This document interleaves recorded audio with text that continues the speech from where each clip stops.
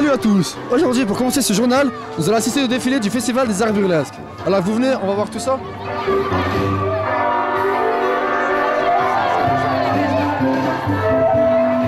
Ce défilé, c'est le défilé burlesque, qui fait partie intégrante du Festival des Arts Burlesques, qui s'est accouplé, entre guillemets, au carnaval de la ville de Saint-Étienne, parce qu'aujourd'hui c'est Mardi Gras. Ça fait 4 ans qu'on fait le défilé burlesque, et depuis 3 ans, le Mardi Gras tombe la même semaine, donc du coup on a décidé de s'associer à la ville de Saint-Étienne.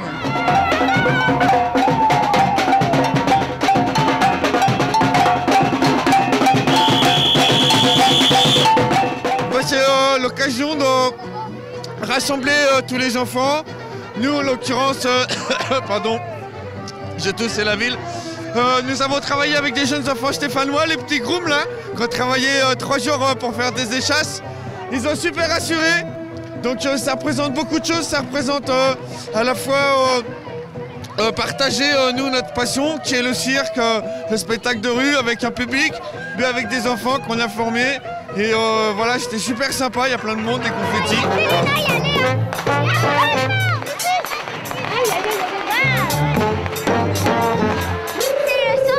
Bonsoir à tous, merci d'être si nombreux ce soir ici au centre des congrès. J'aimerais vous remercier pour un truc qui peut paraître bête mais qui pour moi est très important.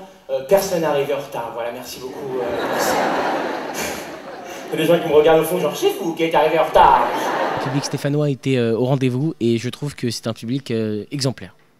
Est-ce que pour tes sketchs, tu t'inspires de ta propre adolescence? Oui, totalement.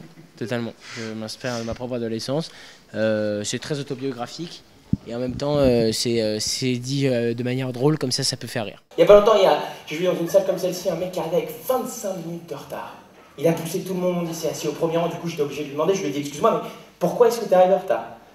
Et il m'a sûrement sorti l'excuse la plus bidon qui existe au monde.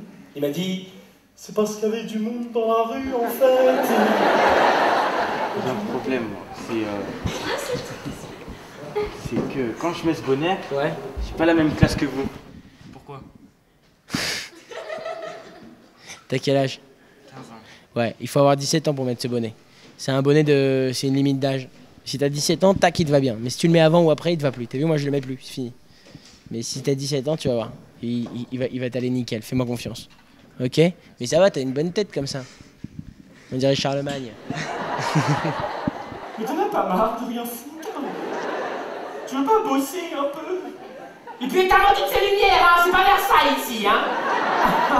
Évidemment que c'est pas Versailles, sinon je serais Louis XIII. Ah non. Ouais, c'était ma mère, c'était une folle.